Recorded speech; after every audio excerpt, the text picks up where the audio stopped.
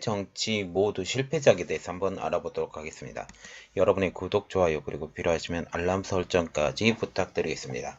지금 중국이 1대1로를 선언한 지 벌써 10년이 됐습니다. 그런데 그들이 했던 정치, 그리고 경제, 이 모든 것들이 실패했다라는 분석이 나오고 있습니다. 전문가들은 이 10년간의 1대1로가 경제적으로도 정치적으로도 실패라고 분석을 하고 있는 상황이죠. 참여국에게는 막대한 부채, 중국 경제에는 부메랑, 돈이 너무 많이 밖으로 나가 있기 때문에 그 돈을 회수하기도 힘들어서 좀 어렵다라는 그런 이야기가 나오고 있죠. 그리고 서방들은 1대1로를 견제를 하고 있습니다. 특히 인도, 중국, 유럽 회랑이라고 불리는 IMES 경제회랑을 구성을 했는데 지금 중국과 같은 게 이 경제회랑을 무조건 깨고 싶어 해요. 무조건 깨고 싶어 하기 때문에 지금 이스라엘에서 하마스가 공격을 한 것이 있잖아요. 그런데 그것에 대해서 속으로는 안도의 한숨을 보고 있다라는 거죠. 그리고 C5 플러스 1 경제협력. 이 C5는 중앙아시아 5개국, 스탄 5개국으로 불리던 이 스탄 5개국에 미국이 경제협력을 하면서 이 1대1로의 중심지인 아프가니스탄 빼고 카자흐스탄, 우즈베키스탄, 키르기스탄, 타지키스탄, 투르크메니스탄 이 5개국이잖아요. 이 5개국을 지나는 이 철도의 기능을 완전히 죽여버린다는 그런 뜻이죠. 그리고 남중국해에서 돌아선 필리핀. 원래는 필리핀이 친중 정책을 펴고 있다가 이제 완전히 돌아선 상황이죠. 필리핀에서도 좀 문제가 생겼습니다. 이 문제까지 한번 알아드릴게요. 지금 중국이 1대1로가 10년을 했는데 정치 경제 모두 실패작이라는 분석이 나오고 있습니다. 그러면 왜 전문가들이 왜 1대1로를 실패작이라고 부를까요? 그 이유는 지금 코로나19로 인한 세계 경제의 침체, 그래서 세계 경제가 살아날 기미가 없다라는 그런 의미, 그리고 전 세계로 불고 있는 반중 정서, 이 지금 소식의 국가가 1대1로를 참여하긴 하는데 의지가 많이 감소했다라는 그런 말이 나오고 있죠. 지금 1대1로 경제협력기구가 지금 중국에서 벌어지고 지금 푸틴이 왔고 푸틴 만나서 서로가 협력하는 사회라고 악수하는 그런 모습도 보이고 있지만 실질적으로 그들 사이에 많은 의문점이 남고 있는 상황이죠. 또 일부에서는 1대1로의 지속을 하는 것은 불가능하고 장기적인 가치가 없다라고 판단하기도 합니다. 그러면 중국이 1대1로를 구축했던 가장 큰 이유가 뭘까요? 그것은 바로 중국 중심의 광역 경제권을 구축한다.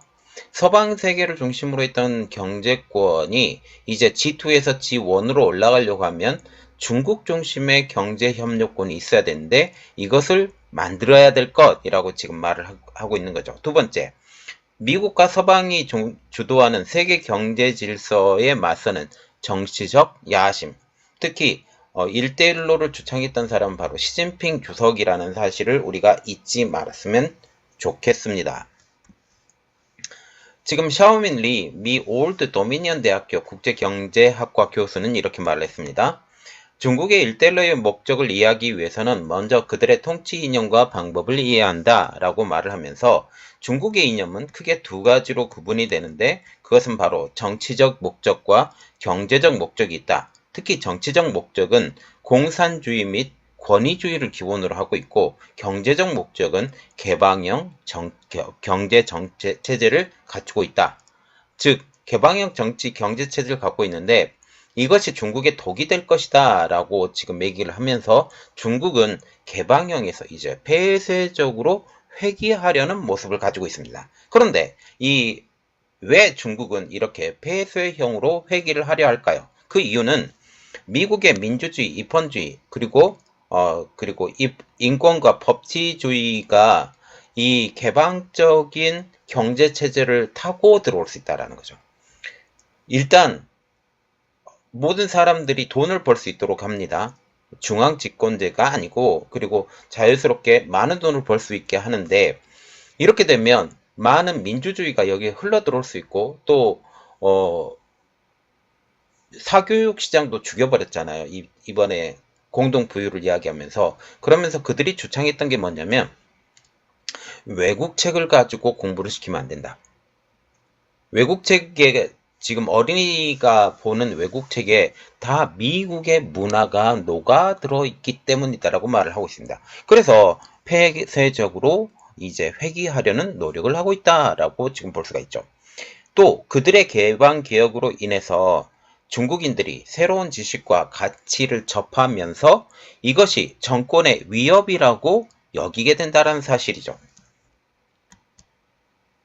그래서 인민들을 통치하기에는 공산당이 통치하기에는 폐쇄형이 더 좋다라고 얘기를 하면서 과거에 폐쇄형으로 회귀를 시도하고 있다라고 말을 하고 있는 것이죠. 특히 중국이 개방형 경제가 눈에 거슬리는 이유는 바로 이겁니다. 통제가 불가능하다. 경제 문호 개방으로 인해 외국의 문물 및 자본이 영입될 수 있다. 이렇게 유입될 수 있다라는 거죠. 또 차단을 위해서는 외국의 영향력 확대가 필요하다. 개방형을 이제 막기 위해서는 외국의 이러한 밀고 들어오는 힘 자체를 줄여야 되는데, 그러려면 외국과 갈등이 있을 수밖에 없고, 그러려면 자기 자신의 힘이 외국보다 우위에 있어야 된다는 사실이죠. 결국 중국에 대한 비난과 비판이 없으면 중국도 비판하지 않는다라는 기본 명제를 깔고 난 다음에 외국에서 비난을 안 받기 위해서라도 이렇게 해야 되겠다라고 생각을 하는 것입니다. 그래서 1대1로의 진정한 목적이 뭐냐? 이것을 다시 한번 보면 경제적인 이익을 제공하고 외국의 비판을 잠재우는 것. 외국에 떡 하나 더 주고 이 떡 하나 받아 먹었지? 그러면서 너희 입 다물어. 이렇게 얘기를 한다는 거죠. 그 과정에서 서로의 이득을 나눠야 되는데 탐욕을 부렸기 때문에 지금 문제가 생기는 것입니다. 일부에서는 중국이 거대한 악덕 기업으로 분석하는 사람들도 나왔습니다. 왜? 자율권을 허용하지 않는 중국이기 때문에. 자율권이 없는 나라로, 지금 폐쇄형 나라로 바꾸고 있는 중국이기 때문인데, 중국은 이미 중국 공산당이 지배를 하고 있습니다.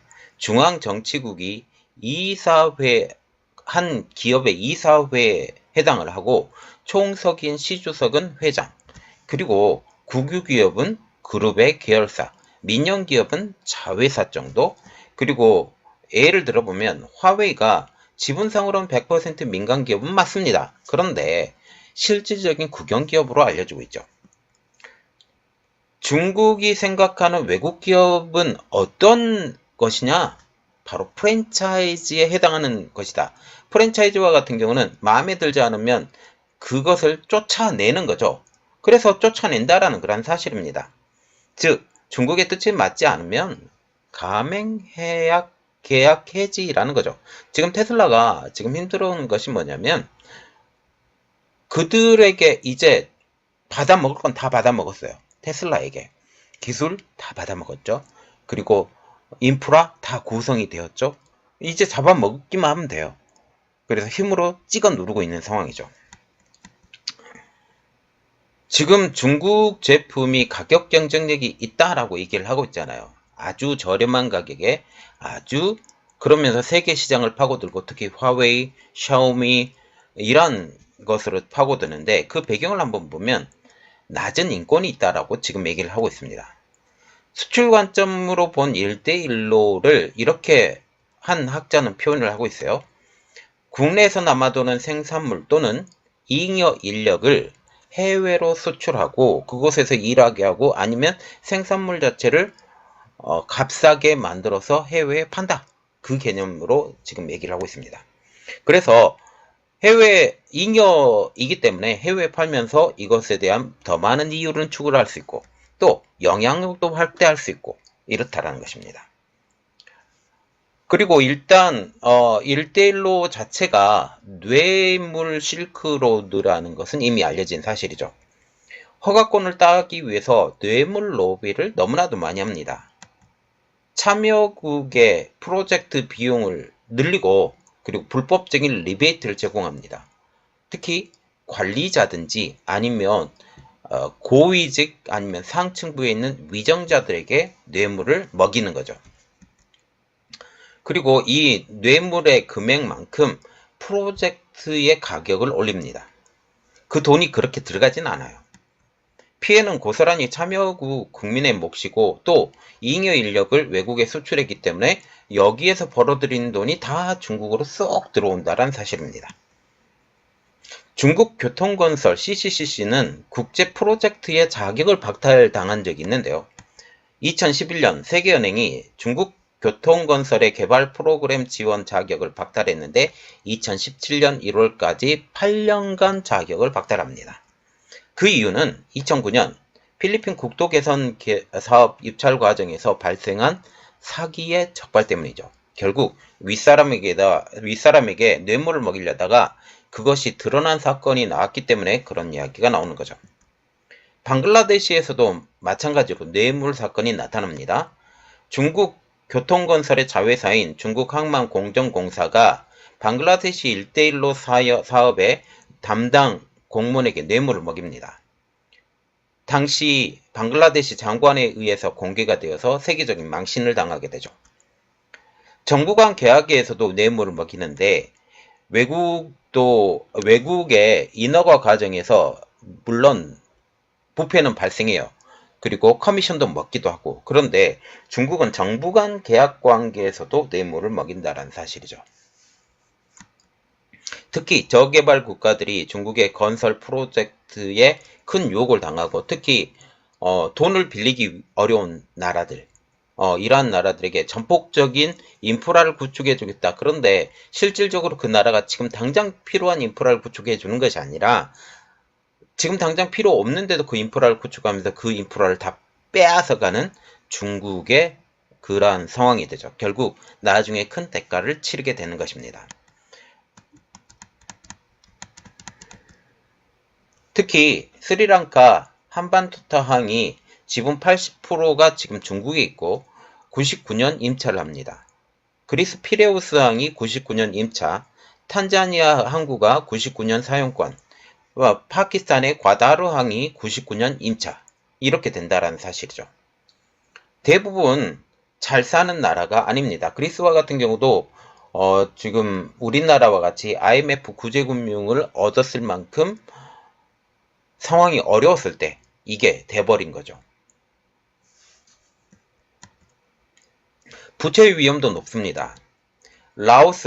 중국 라오스가 철도를 했는데 실제로 이용자가 그리 많지 않다라는 이야기가 나오고 있고 키르기스탄, 지부티, 몰디브, 케냐의 나이로비에서 문마사까지 470km의 철도, 그리고 에티오피아가 아디스아바바에서 지부티까지 718km의 철도, 부실공사도 일어나는데 파키스탄의 아슬라마바드 공항이 부실공사로 지금 물이 샌다라는 이야기가 나오고 있고 닐렘 젤룸 수력발전소도 문제가 있습니다.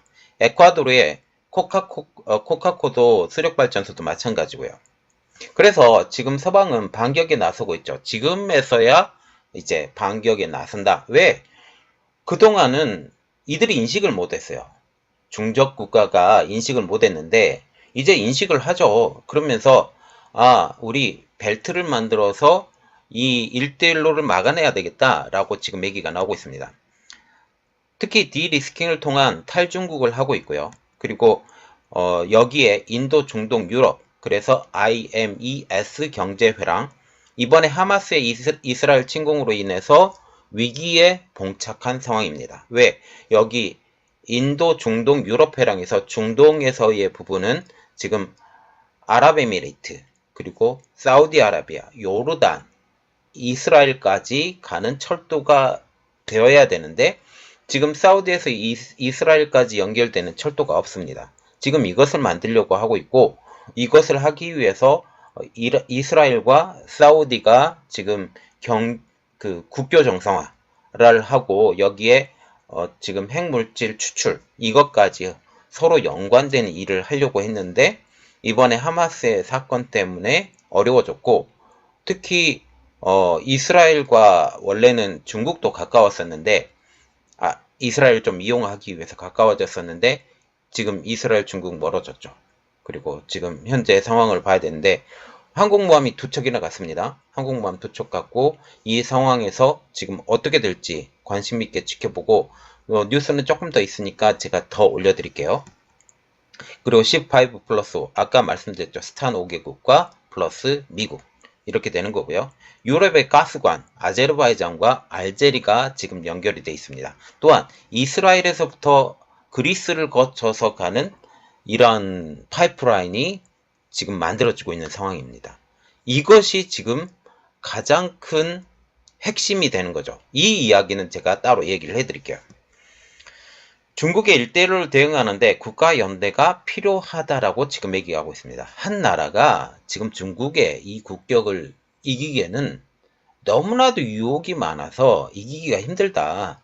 그래서 유럽 그리고 아프리카 이런 나라들이 다 연결해야 되고 또 전동화 자동차의 전동화가 나가는데 전동화가 나갔을 때 이제 중국의 광물을 쓰지 않아야 되는 상황. 그렇게 되면 당연히 아프리카나 또 유럽의 그리고 미국의 아시아의 이 카르텔이 다 한꺼번에 연합해서 나가야 된다.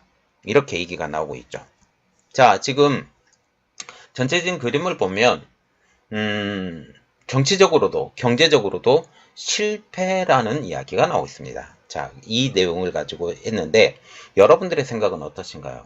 한번 댓글 나눠주시고 좋은 내용이 있으면 또 같이 공유해 보겠습니다. 이번 내용은 여기까지 하겠습니다.